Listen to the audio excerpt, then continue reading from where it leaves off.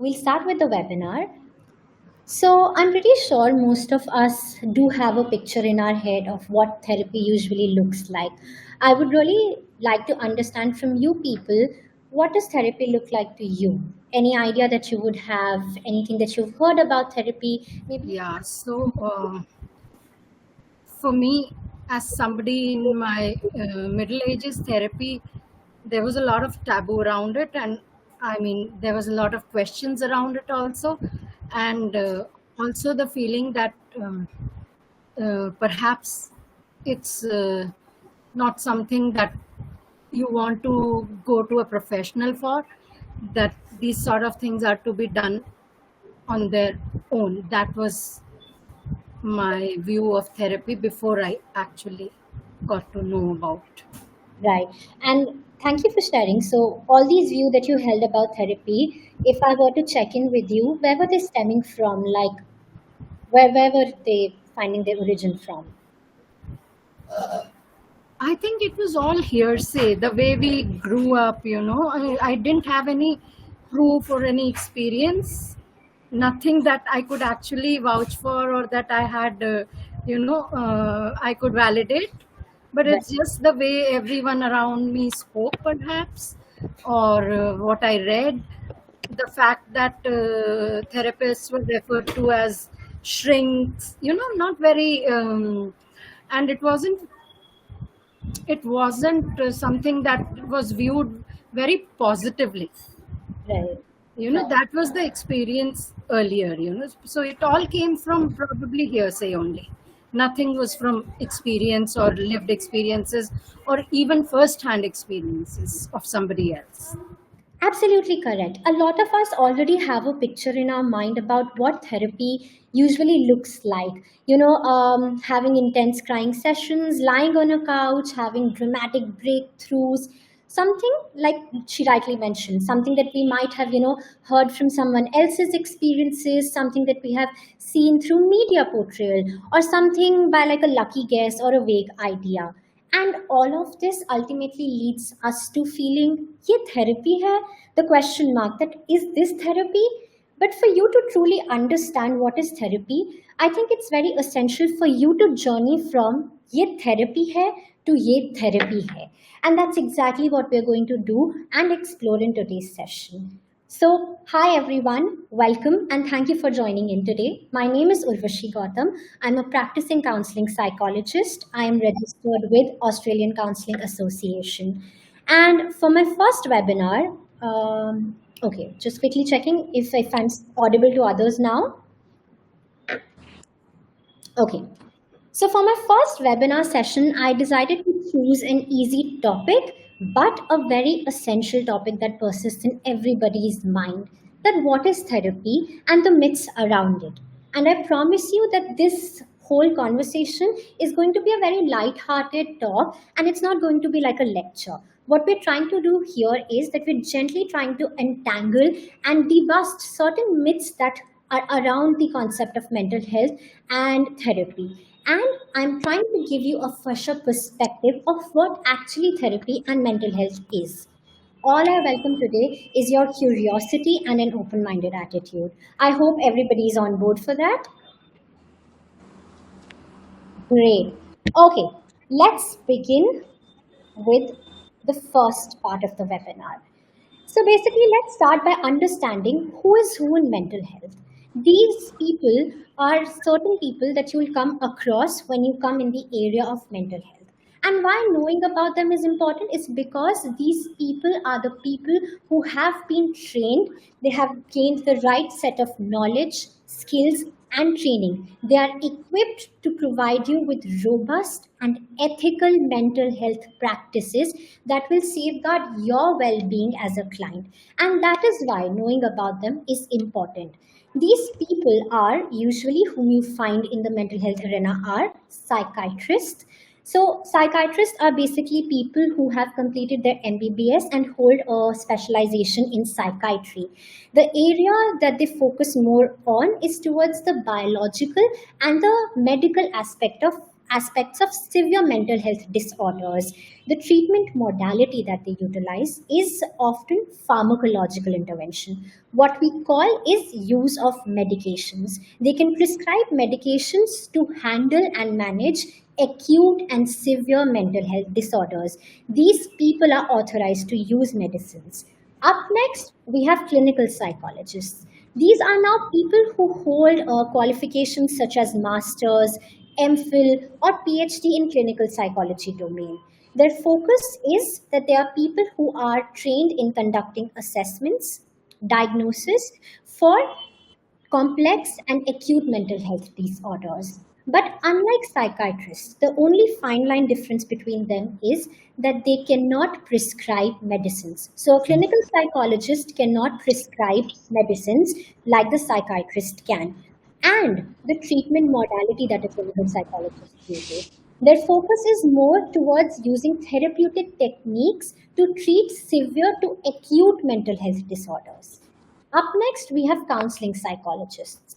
These are people who hold masters or doctorates, which is PhD in counseling psychology.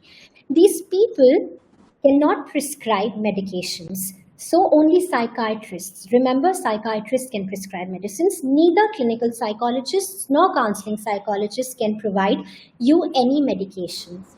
The area that counseling psychologists focus on are dealing with mental health issues, emotional well-being, work stress, relationships, self-identity, life transitions and adaptations, educational or academic areas. The treatment modality that counseling psychologists use overlaps with clinical psychologists. They use therapeutic techniques and therapeutic modalities to help deal with different areas.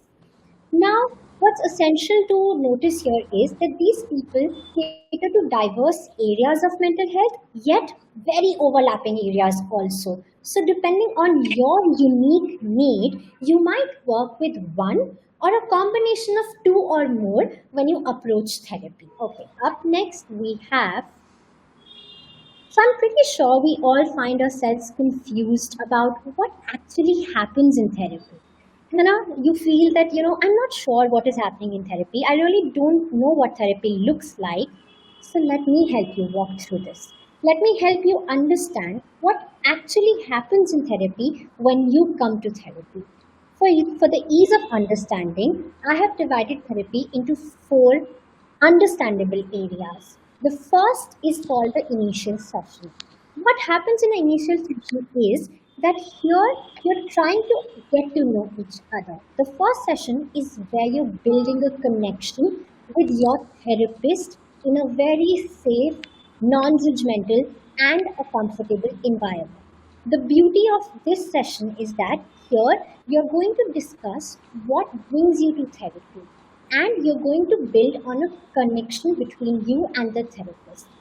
The pressure is not to discuss everything in the first session itself. You do not have to figure out everything in the first session. That's the beauty of the first session. It's like having a coffee. You're just getting to know your therapist, you're building a connection with them in a very safe and non judgmental environment.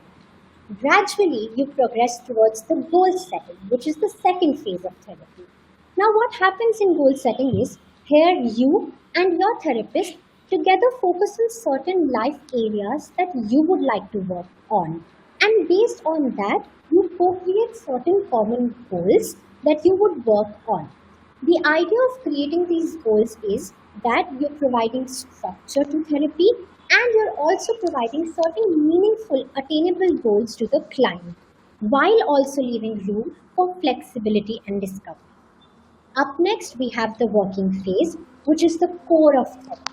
This is where the actual unpacking happens. This is where all the unfolding happens. Here, you get the chance to understand your patterns, reflect on your experiences, unpack your experiences, indulge in deeper insights about understanding your emotions, your thoughts, everything. Here, you are able to process your feelings. You're able to develop the much needed healing. You're being heard in a very safe environment.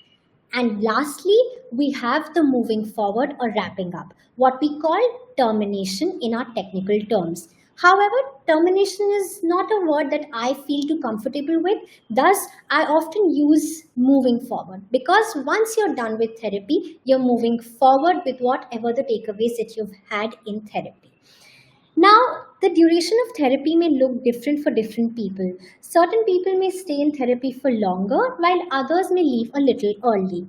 There are certain signs that indicate when you might be ready to leave therapy, and that is when you yourself feel that you have met your decided goals, or when you, along with your therapist, agree that yes, we have met our decided goals, or when you feel that you're more equipped, grounded, more self aware, and regulated in managing yourself and the situation better as compared to how you had presented first in therapy.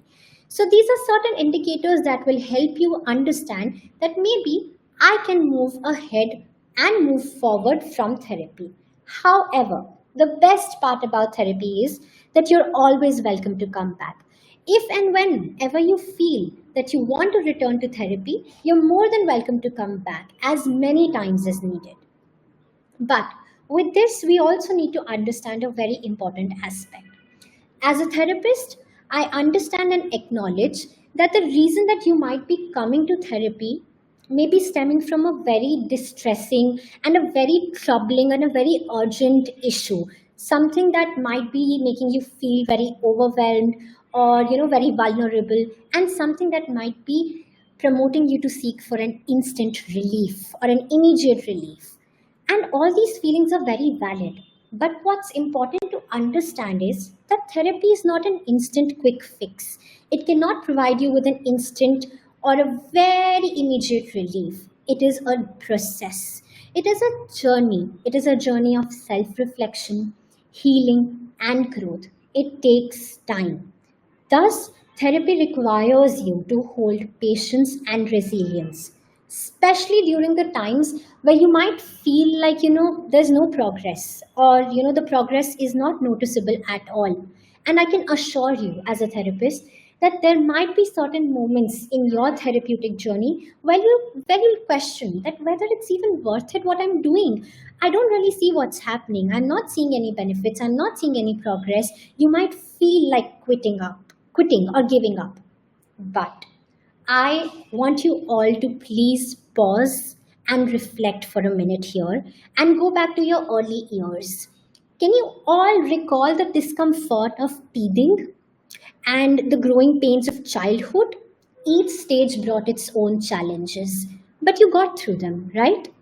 Growth has always accompanied with some discomfort.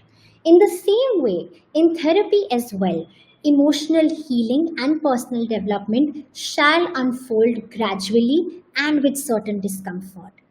In certain phases of your therapeutic journey, you'll feel more empowered and more enlightened, like, wow, there is some progress. But in others, you might feel that they're a little hard to endure. But with the right commitment, support, and motivation, you will be able to become more self aware and emerge stronger on the other side. Next, now that we've discussed what actually therapy looks like, I think one prominent question that lingers in our head is, you know, how do I open up to a stranger? It's so difficult. Opening up to a stranger, becoming vulnerable in front of them, and sharing private stuff, it's so scary. And it is, trust me, it is. But what if I tell you it doesn't have to be that way? Would you believe me? Can you type out your answers? Would you believe me?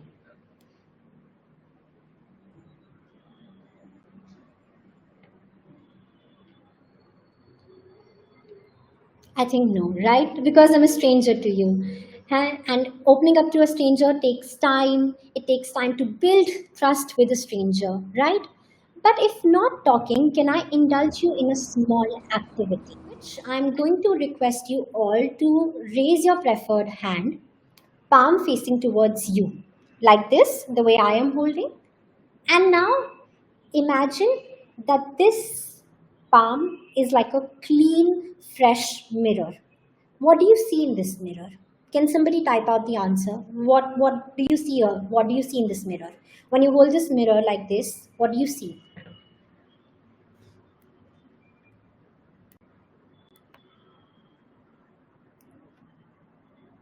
A reflection of you, right? So think of therapy as something very similar. Therapy is like getting and holding a clean mirror for yourself, like you're doing right now. Confused? Let me help you understand a little better. So think about it. Oftentimes, we are surrounded by our friends, our family members, people who love us, and we are very close to them. Oftentimes, these people are not able to hold or become a clean mirror for us to reflect the whole picture. Why? Because of them becoming a clean mirror for us, they also bring a potential fog of bias, personal bias, objectivity, judgments, and differences. However, on the other hand, a therapist might be able to hold or become a better, cleaner mirror for you because we are someone outside the chaos. We can reflect things with much more clarity to you. Why? Because these things are away from the clouds of judgment, they're away from the clouds of biases and subjectivity, but within the bounds of safety, objectivity, and confidentiality. Now, confidentiality is a very essential and key ingredient part of therapy. Oftentimes, I've heard so many people come to me in therapy or, thinking about therapy, but wondering that what if somebody overhears what I have to say? I'm not too sure. What if somebody hears me? What if they judge me? But let me assure you, therapy is a completely confidential process. What you share stays between you and your therapist at all times. However, there's certain exceptions involved, such as when there may be a danger to you or to others. But in such cases also, we handle it with utmost care because we understand that how vulnerable you must be feeling, and we want to protect and safeguard your interests, but we also need to adhere to ethical practice, the ethical mental health practice. But at all times, your safety and your confidentiality is respected and protected. The best part about it is you who gets to decide the pace, the depth of sharing, how much you want to share, at what time you want to share, when do you want to share, how fast do you want to go about it. So the control is in your hand. To be able to understand therapy a little better, let's do an analogy which is about a car. Therapy is like driving a car, or therapy is like driving a car. Yes, imagine. Imagine you're driving a car and this car is your life. You are sitting at the driver's seat and you are making most of the decisions, where to go, which turn to take, mostly. But certain times, there may be fog on the road. You might be a little unsure about which turn to take, or you might find your usual path under construction. You may find yourself on an uncharted route that you never have traveled before. All of this making you feel a little unsure. That's exactly when a therapist comes in the picture as a co passenger. We take our position besides you in the passenger seat and we hold the map for you. We help you notice signs along the way. We suggest alternate routes that you might not have explored before or tried before. But the best part to remember, and what is essential to remember here, is that at all times, it is you who stays in charge of the steering wheel. Always, you are in control of the wheel. Therapy is not about someone telling you how to live your life. It is helping you see the road better with much more clarity while you regain or build on your skills further and focus to help navigate your way better and have a smoother journey. Now that we've discussed so much about what actually therapy looks like and understood this through an analogy, I'm pretty sure you still must be feeling or having that hesitant question in your mind that, I'm not sure if therapy is for me. And I can assure you, I have heard so many people saying that I don't know if therapy is for me. Simply why? Because most of the times we've heard that therapy is for people who have severe to acute mental health disorders or are dealing with adverse life situations. But that's not the case. That's only half the truth. While therapy is for such people, yes, therapy is for every other individual out there. Taking your first step and entering therapy is a brave step.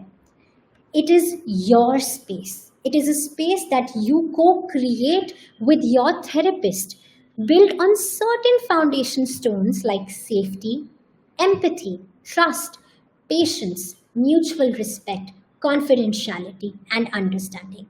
So, yes, therapy is your safe space, and therapy is for every other individual out there who has ever or is experiencing feelings of being overwhelmed or stuck, struggled with decisions or self doubt, wanted to work on relationships, dealt with grief, anxiety, burnout, or self esteem, just needed a safe space or a non judgmental space to talk, or dealing with life transitions and adaptations. So, yes, the answer is therapies for every individual out there. It is just that you have to take the first step. And we understand that taking that first step in itself might be a difficult thing to do. Thus, we as therapists acknowledge that from the minute that you walk through that door of therapy, we honor your courage and your journey towards healing and growth and freedom has begun. As was rightly mentioned by a very famous psychologist called Viktor Frankl in his famous book called Man's Search for Meaning, between stimulus and response, there is a space. In that space is our power to choose our response. In our response lies our growth and freedom. And therapy exactly offers you that space to choose and change. The best part about therapy is that once you've entered, the door never truly closes. You're always welcome to return as many times as you need.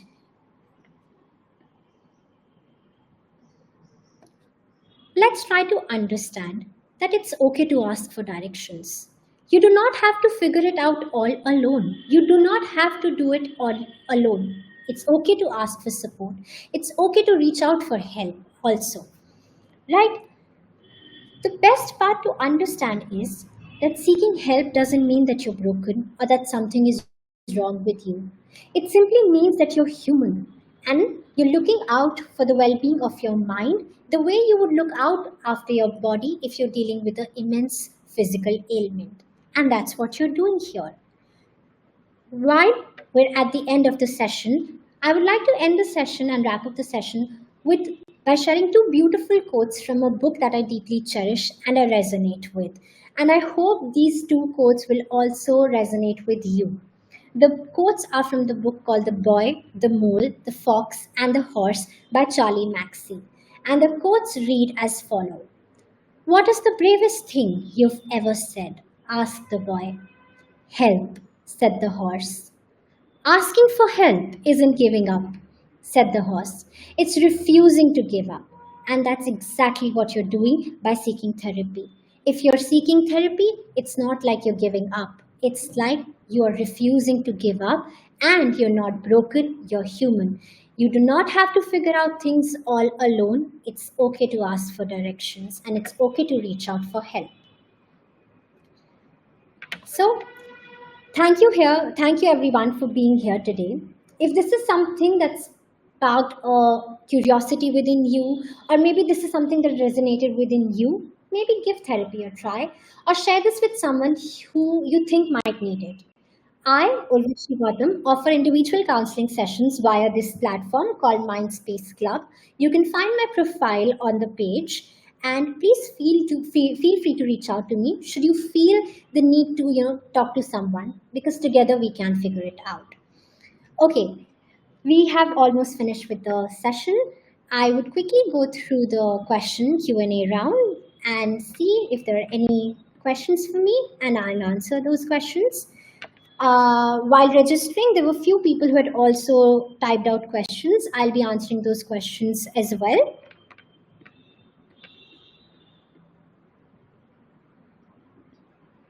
Okay. Difference between clinical and counseling psychologist from a patient standpoint. Right. The basic difference between a clinical psychologist and a counseling psychologist from a patient standpoint is the fine line difference of diagnosis and assessment. Not everybody requires assessment and diagnosis. Only people who are dealing probably with severe to acute mental health disorders might be requiring diagnosis and assessments. So what happens is, if somebody comes to us, a counseling psychologist, and we suspect that their symptoms are way high on the criteria, or their symptoms are something that cannot be managed through just therapeutic interventions. They might require certain assessment and diagnosis. That is when they're referred to a clinical psychologist who can conduct assessments and diagnosis to check that based on the symptoms that they're presenting and the severity of the symptoms, what diagnosis is to be given to them, and if that diagnosis is to be dealt with pharmacological interventions, and that is when they might approach a psychiatrist. That's what I said. There are certain areas that do overlap, but there are also certain differences. So depending on the need of the client, they might be dealing with one or a combination of two or more people. I hope I was able to answer your questions. Right. So the first step to reach out, if as a person, if you don't know, would be the counseling psychologist, right? Right, correct. Okay. And then they can take them up the ladder if needed. Yes.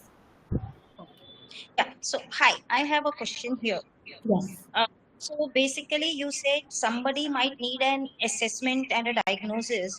They first came to a counseling psychologist, Right. and the counseling psychologist felt the need that this case would require an assessment and maybe could be a more severe acute ailment which requires a diagnosis also, and maybe could require pharmacological interventions also. So, what if this person has reached out to a counseling psychologist and is comfortable and has had a couple of sessions with them and a therapeutic relationship has been established? Then this person is referred to a clinical psychologist diagnosed with some uh, severe mental ailment which requires pharmacological interventions, is then further referred to a psychologist, and this person is now on medications. Having said that, this person also feels the need to talk it out. Getting medicines is not just the end of everything. So where does this person now continue? Does he go back to his counseling psychologist, or does he get his therapy from his psychologist? Okay, that's an excellent question, and that does happen a lot many times. So the decision lies with the client. It's the choice that the client has to make. So, like you mentioned, if the client has already had few sessions with a counseling psychologist, and post those sessions, they form like a therapeutic bond, and that's when the therapist realizes that, oh, the symptoms that they've presented with are severe and may require diagnosis or assessment, and they refer to a clinical psychologist, and further on, if they're too severe, they might require a psychiatrist as well. The choice and the freedom then lies with the client, that do they now want to come back to the counseling psychologist, or do they just simply want to stick with the clinical psychologist, or explore maybe other avenues, just simply resort to medical intervention like a pharmacological intervention. That depends on the client. However, in most cases, if the person is dealing with severe mental health disorders and requiring a pharmacological intervention, it is suggested to them that they seek therapy and that they talk and they continue with their counseling sessions. In that case, again, the choice lies with the person. They're more than welcome to come back to the same counseling psychologist, or they can explore other avenues as well. But yes, they can come back to the counseling psychologist because they're equipped, they have the training and the skills to deal with that. Again, I have a second question. So is there any conflicting relationship here, that becomes challenging for the client to manage between two specialists? Okay, so the thing is that oftentimes it depends on the therapeutic bond that you share with your client. How good was it? How strong was it? Were you able to form a safe, an empathetic, non-judgmental environment for them? So they might want to come back because it is the therapeutic bond that actually helps the most in the therapy arena, right? For you to go through those four phases that we talked about, like initial session, the goal setting, the core of the therapy, which is working through and finally moving out. It is the working through that matters the most, which is built on the therapeutic bond that you share with your client, right? So it is not a conflicting, it's just the ease. It's the ease of the client. If they feel ease and comfortable, they might want to come back and they might want to stick with the first and initial psychologist that they reached out to. Somebody requiring counseling related to relationships for their children, drug abuse, etc., they can directly reach out to counseling psychologists. Yes, right. Counseling psychologists focus on an encompassing area of life, different domains. We deal with people who have mental health issues. We deal with people who are facing emotional challenges in life, grief, anxiety. We deal with people who are having maybe academic stress, work stress, relationships, self and identity loss, life transitions and changes and adaptations. Okay, another question that I have, a lot of times when we put forth the idea to someone that they should go to therapy, the first question they put up is what therapists would do. Defensive tone.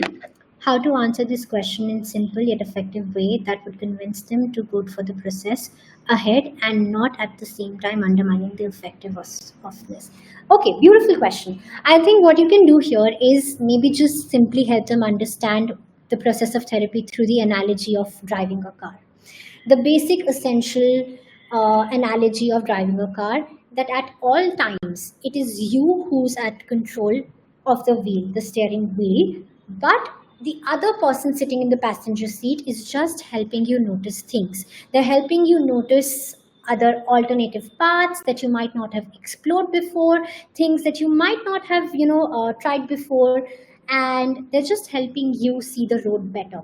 While it is you who continues to take the charge, it is you who continues to make most of the decisions, but the beauty of it is that you're doing all of this in a safe, non-judgmental environment, away from the clouds of biasness that often creeps in when you talk to people in your environment, like when you're trying to reach out to your friends, when you're trying to reach out to your family. Yes, they are your essential support system, but oftentimes when they're trying to support you, their support comes from a perspective that may have personal biases.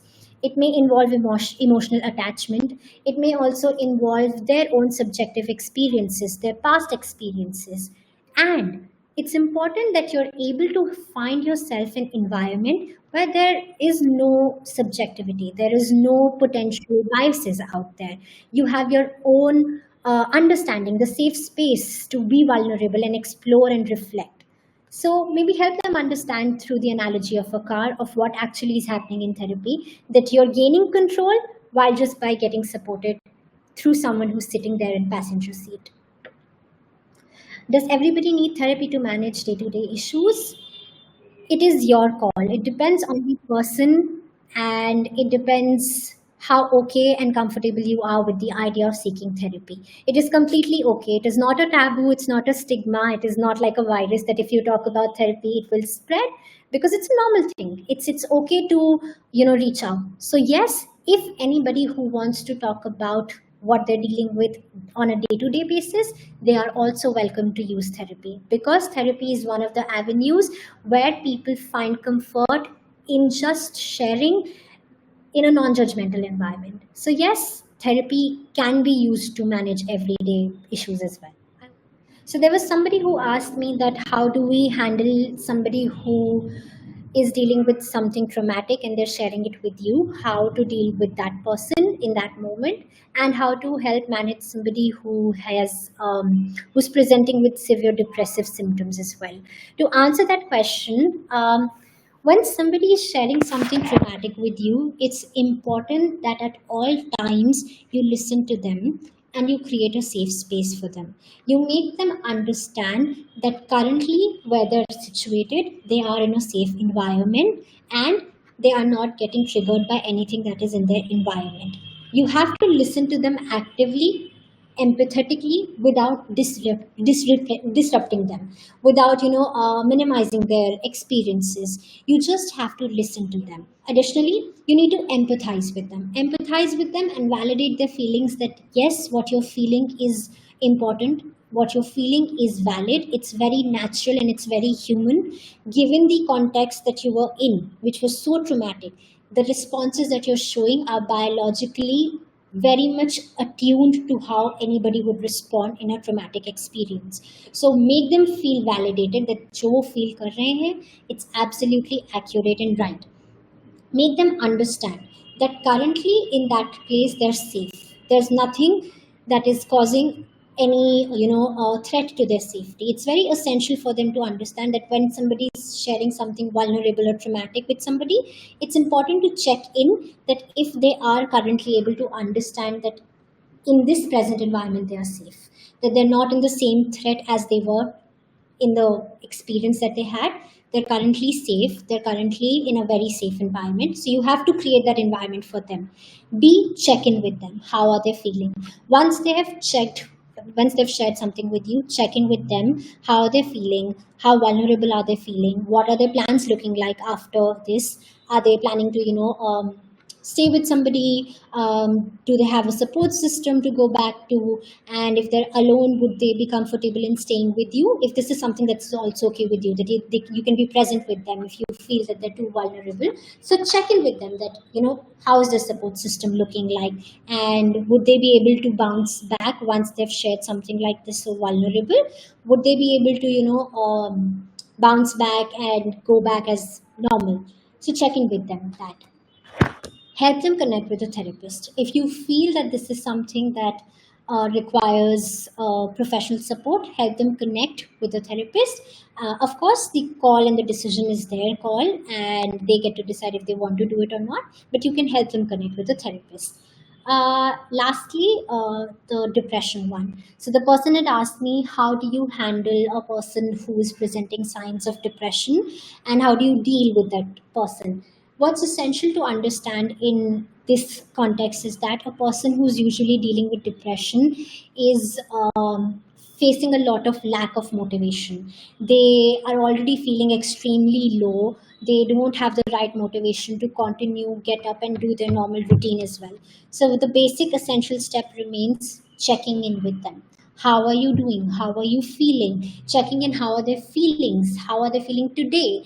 Every day you have to check in with them. You have to empathetically be present for them. You need to listen to them actively. What are they saying? Sometimes if they're not saying, what are they doing that you can notice that is not usual to what they do usually. So you have to be very patient, empathetic, and actively present for this person.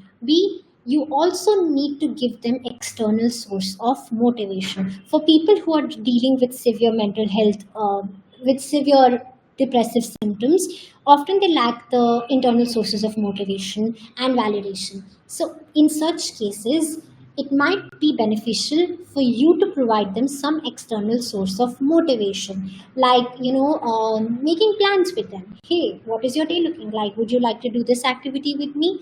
Or maybe just trying to create a support system for them, checking in that how are your friends, maybe calling their friends over to your house, or maybe asking them to go meet their friends, or maybe helping them indulge in an activity that they used to previously do but now no longer find interest in. So you have to create that support system for them while also integrating them and giving them those external source of motivation which probably they're not able to find from inside. Next, you will have to help them connect with a mental health professional. But if it's something that has been diagnosed, I'm assuming that the diagnosis happens through the involvement of a mental health professional, so that's already in picture. But if the professional is not in picture and therapy was sought earlier, you might again want to seek therapy and see how can they help you support better. Okay, before we wrap up, I would like to play a small game with you all. It's called Myth and Truth. I'll be reading out certain statements for you, and you'll be guessing it for me that if this is a myth or this is a truth. Read the first statement for you all. Going for therapy means you're weak. Is this a myth or is this a truth? You can write your answers in the chat box.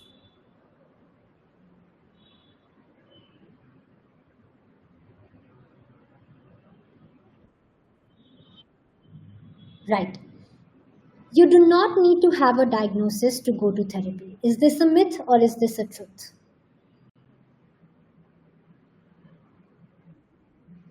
Absolutely true. It's the truth. You do not need to have a label or a diagnosis or an assessment to seek therapy. You can seek therapy whenever you want to.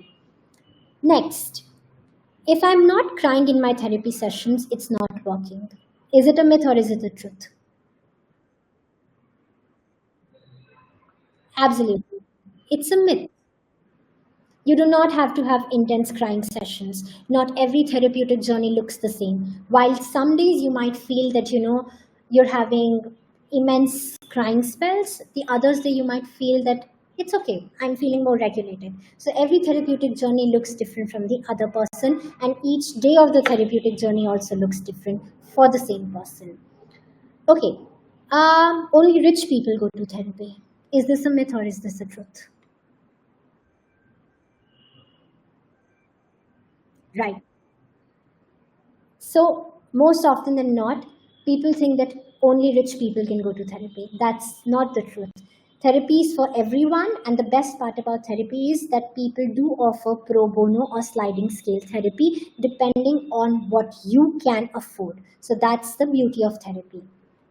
Next, mental health is just as important as physical health. Is this the myth or is this the truth? Yes, it's true. Just the way you would seek for a doctor's advice when you're feeling physically low or you have a medical condition, you would also require a mental health professional to help you if you're dealing with certain mental health challenges. The last one. Once you leave therapy, you can never come back. Is this the truth or is this a myth? Right. That's a myth. You can come to therapy whenever you feel and whenever you want to. The best part of about therapy, the door is always open. You're more than welcome to come back as many times as you want. With this, I would like to end the session, today's session. I hope you enjoyed. You were able to gain some insights into what actually therapy is, and you were able to have a better understanding of ये therapy है. कि पहले तो ये therapy है, अब लगता है ये therapy. Right. Thank you, everyone. I'll see you soon, hopefully, in the next webinar. And take care. Thank you.